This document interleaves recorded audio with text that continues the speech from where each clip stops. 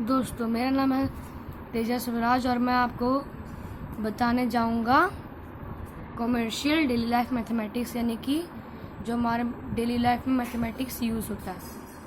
उससे पहले मैं दोस्तों आपको बताऊंगा मेरे बारे में। मैं कोई सर वगैरह नहीं, जैसा कि आप सोच रहे हैं। मैं आप ही की उम्र का हूँ। जो 6th क्लास में पढ़ते हैं वो मेरे बराबर उम्र के हैं, और जो 6th क्लास से कम क्लास में पढ़ते हैं वो मेरे से 1-2 साल छोटे हैं। कुछ यही तरीके का समझ लेना। अब आते हैं पॉइंट पे। Commercial mathematics is concurrent with mathematics used in daily life, यानी कि जो हमारे डेली लाइफ में यूज़ होता है। जैसे कि अब कोई आम व्यक्ति बैंक वगैरह में काम करता है, उसको जोड़ घटाव मल्टीप्लाई वगैरह वो सब ये डेली लाइफ का उसका मतलब कॉमर्शियल है। लेकिन it covers all the except of the day to day life mathematics, which includes topic like ratio and proportion, unity method, percentage, profit and loss, simple interest and concept of speed, distance and time।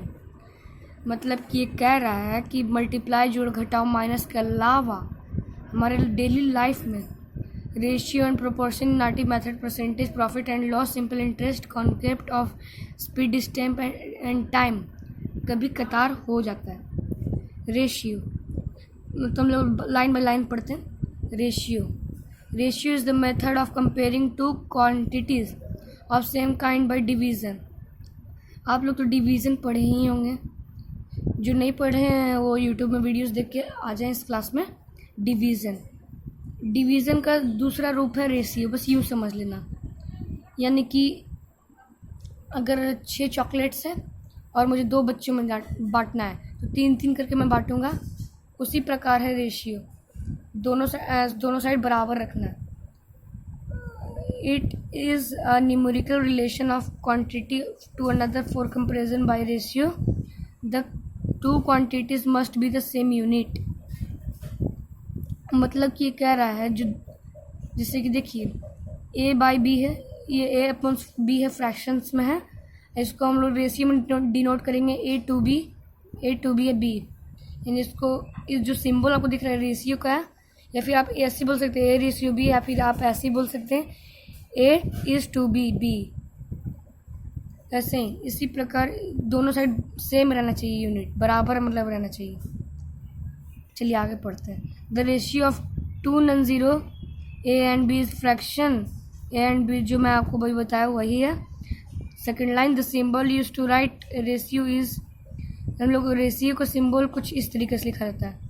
And is read to, इसको पढ़ा जाता है is to करके। जैसे for example ए समझ लीजिए अभी ratio B है तो इसको कुछ इस प्रकार पढ़ेंगे। CBSE बेस्ड धारा इस प्रकार पढ़ेंगे, A is to B, terms of ratio. The numbers which form ratio are called its term. मतलब कि ए रेशियो बी, या फिर कुछ भी पढ़ सकते हैं इज़ टू बी, तो उसको हम लोग पढ़ेंगे इस ए को मतलब ए जो है इस साइड है और बी इस साइड, तो इस साइड वाला ए को हम लोग पढ़ेंगे एंटीसीडेंट, और इस साइड वाला को पढ़ेंगे हम लोग बी को कॉन्सिक्वेंट। वही कह रहा है। टर्म ए को हम लोग एंटीसीडेंट पढ़ेंगे और टर्म बी को हम लोग consequent.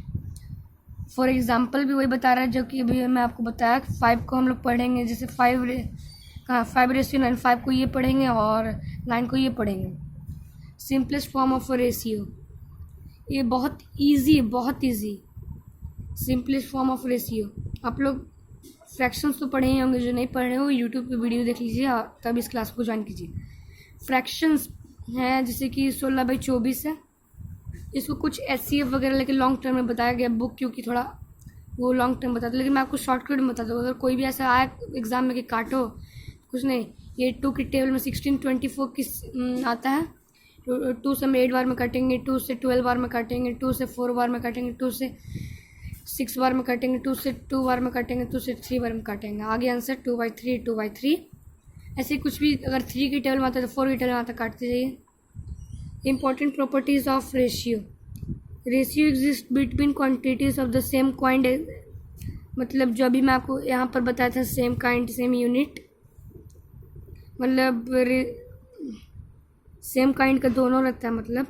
Second number, incident and consequent of ratio can not be interchange. इन दोनों को इंटरचेंज हम लोग नहीं कर सकते। मतलब कि अगर 3 रेशियो या फिर सॉरी ये थोड़ा हार्ड रहेगा।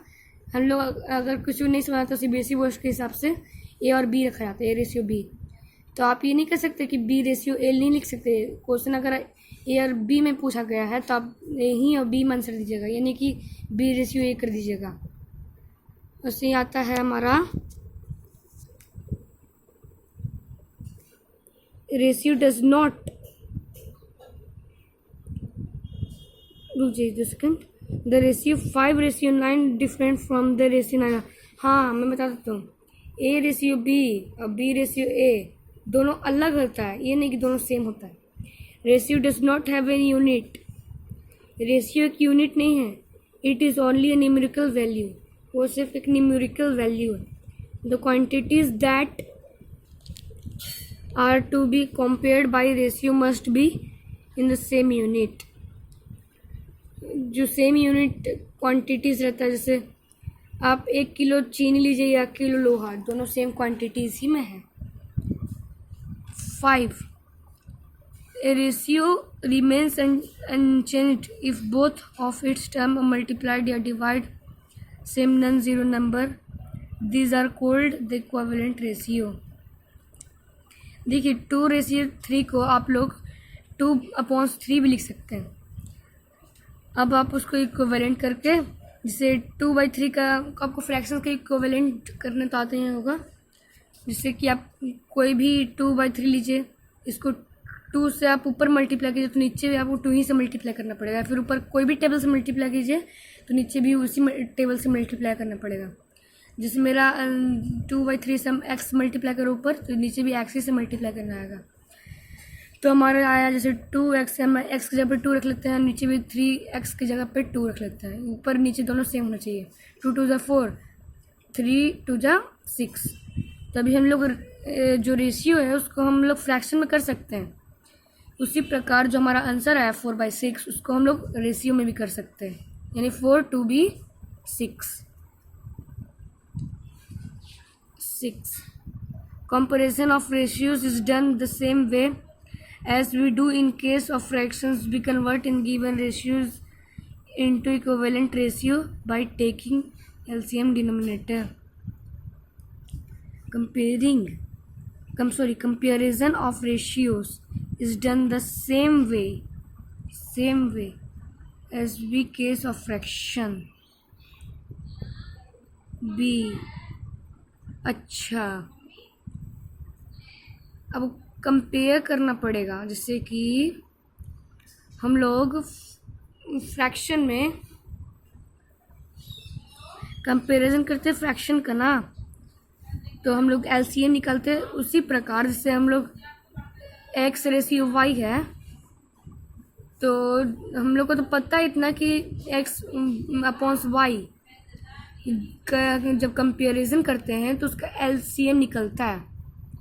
उसी प्रकार एक्स रेशियो वाई है जो तो आपको ये भी पता, हम बता दिए हैं कि एक्स रेशियो वाई को आप फ्रैक्शंस में भी लिख सकते हैं, यानी एक्स रेशियो वाई, इसका आप उसी प्रकार एलसीएम निकालिए जिस प्रकार आप फ्रैक्शंस का निकालते हैं।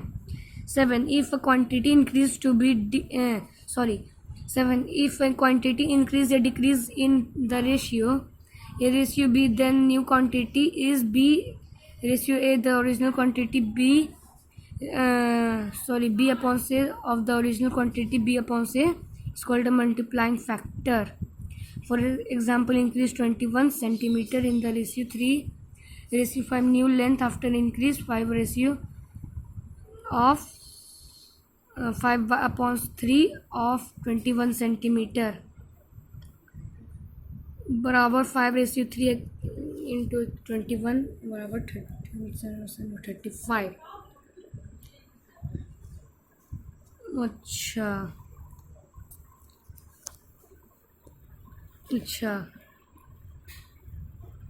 आप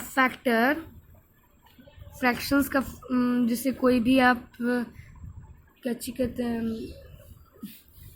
परसेंटेज निकालते, कोई भी जैसे हाँ, परसेंटेज कोई भी निकालते हैं आप तो 5/3 मल्टीप्लाई 21, या फिर कुछ भी हम लोग परसेंटेज निकालते हैं तो ऊपर नीचे काटते हैं हम लोग।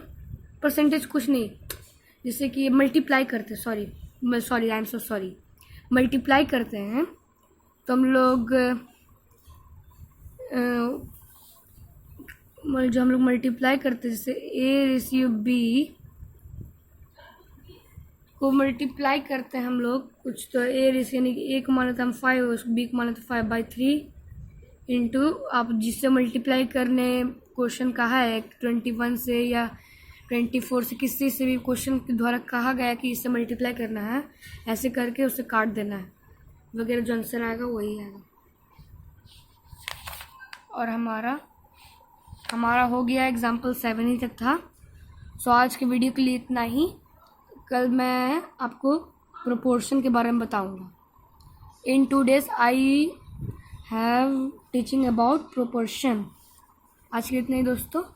वीडियो ज़रा से भी अच्छा लगा हो तो लाइक एंड सब्सक्राइब कर देना प्लीज़। मैं पढ़ाई के लिए अपना बिजनेस खोला यूट्यूब पे कि काश मेरा कुछ पॉपुलर स्टडी हो।